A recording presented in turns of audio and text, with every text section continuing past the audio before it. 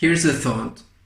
It is not easy to communicate mystical experiences and sensations, and the information to pass on completely and intact to the listener or recipient, because mystical experiences are not concrete objects that the common five senses can infer. Hence, the description of the interior landscape is somewhat complex. In fact, its substance, its essence, is something extremely simple, but its description involves something comparable to volumes and volumes of books to cover any potential misunderstanding that may arise from that very description. It is almost like the description of the deconstruction of concepts, which is itself constructed by language that we use for deconstruction. It's a strange loop. However, we cannot get rid of language, whether verbal, behavioral, or otherwise, because from descriptions, other worlds arise in the mind of those who interpret them. Today, I want to talk about the relationship of description for others and for the self, that is, the relationship of your own narrative with objective reality. There are those who defend that feeling, intuiting, is the real reality and nothing else should matter. Despite agreeing that feeling is sovereign and primal, I still think it is incomplete to assume the position that absolute reality is only subjective and the human feeling is as its substance. I must say that the feeling, the human feeling, the feeling one has, comes from another description, which is the world itself, which is another description. It's like a hologram. The world is a language that allows itself to be read, although we ourselves in human daily life in an incomplete way, as if reading only the heading or title of a long text. The world is itself a description of something, like a hologram, read by something. Let's call it God, or a child that is playing, or painter that is painting, or whatever mechanism or process which reads and describes to us the world we perceive as if a storyteller. This is what the world is, and we, each being, seek to retell the story, keeping the pattern but embellishing it, each one in their own way.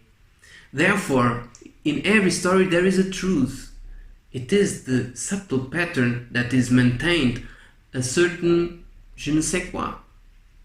When you remove the makeup, the filter instilled by the being itself when it does a description, each person in his attempt to communicate a mystical experience, whether divine or transcendent, or even any everyday subjectivity, must assume that he will always fall short of what he really felt and experienced.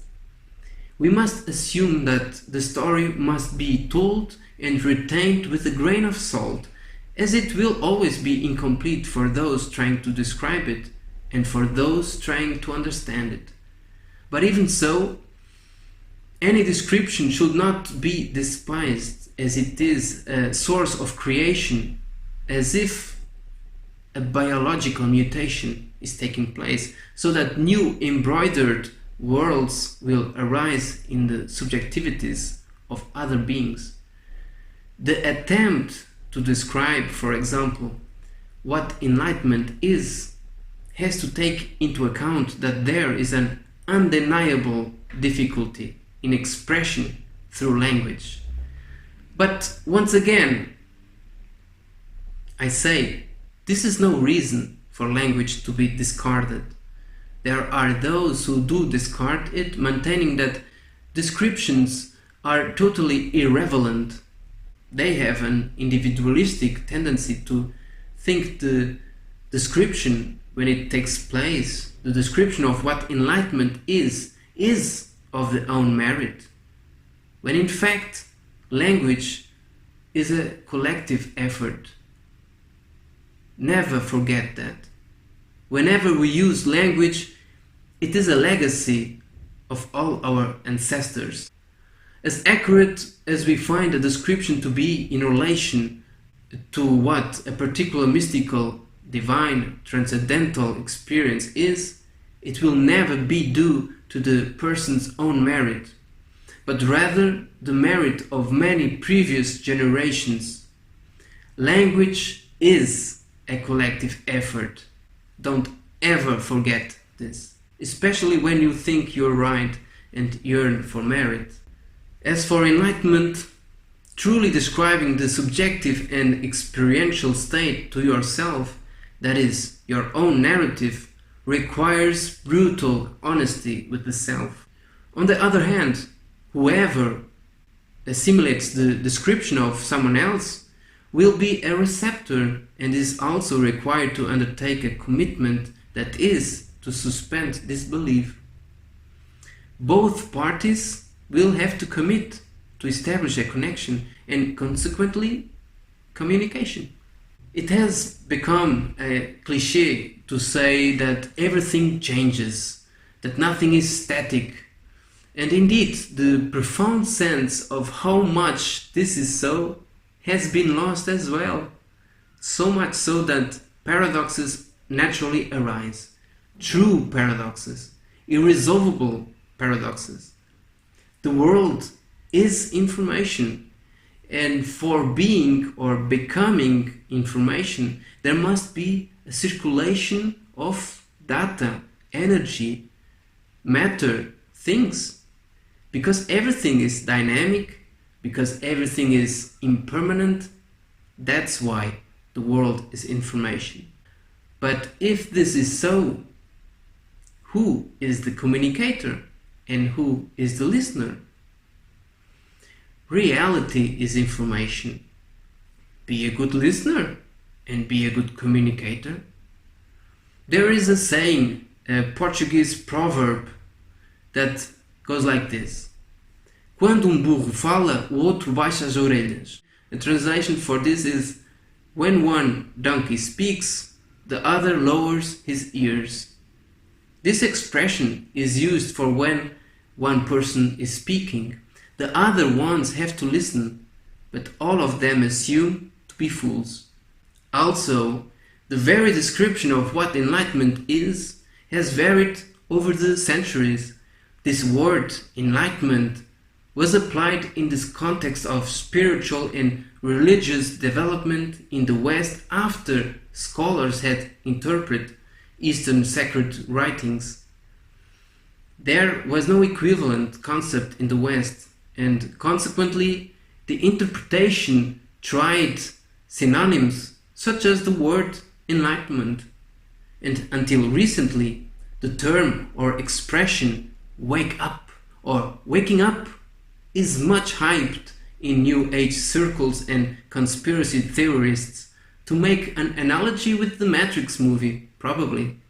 So yes, everything changes, even concepts and attempts to describe qualia, to describe subjectivity. And what's more, the Holy Scriptures, books, teachings, insights, aphorisms should not, therefore, be considered literally. They are all pointers only, indications to inspire, and should not be taken as the immutable word or description, unless it's a river, unless it's wind and clouds, unless it's forest and animals. Yes, unless it is the description of the child who plays with its toys, the painter who paints his picture, the storyteller. Call it God or some other processes. And why do I say process? Because it's like gears. It involves revolving, movement, permutation, communication, and therefore information. If you are a fervent adherent of Taoism, I tell you, it is as if it's Taoism. If you are a fervent adherent of Advaita Vedanta, I tell you, it is as if it's Advaita Vedanta. If you are a relentless atheist, I tell you, it is as if it's atheism. If you are zealous Christian, I tell you too, it is as if it's Christianity. There are all pointers. Nothing is to be taken seriously, letter by letter.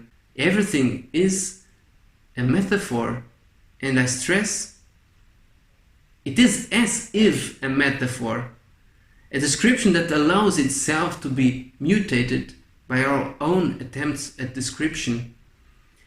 Therefore, today I told you that it is not easy to honestly express any profound experience, even more difficult if we do not resort to pre-established concepts of other religious or spiritual doctrines. Using a blank sheet without pre-established concepts, purely in our own words, this is very difficult.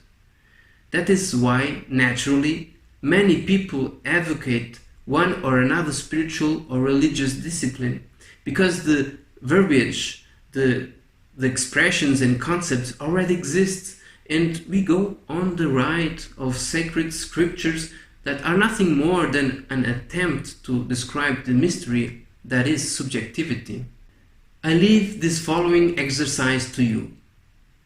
So, the next time you try to describe a profound experience to someone else, try to use your own words and concepts and not those borrowed from other spiritual disciplines, and you will see how difficult it is. I don't expect you to be able to do this. It's more for you to realize that this is all a collective effort, from the genesis and formation of language to the creation of exquisite concepts which may come from Buddhism or contemporary ideas like enlightenment or even expressions like waking up. The act of describing is a collective effort because of language. The most important thing is to feel, no doubt about this. But invariably we will describe what we feel sooner or later, if only to ourselves. And then we intuitively interpret what we have just described, and soon we will feel what we intuit, which will always be a little less than it originally was.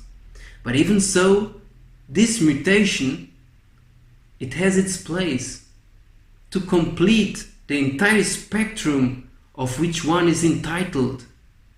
Ah, did you thought you only had the right to enlightenment? Be well.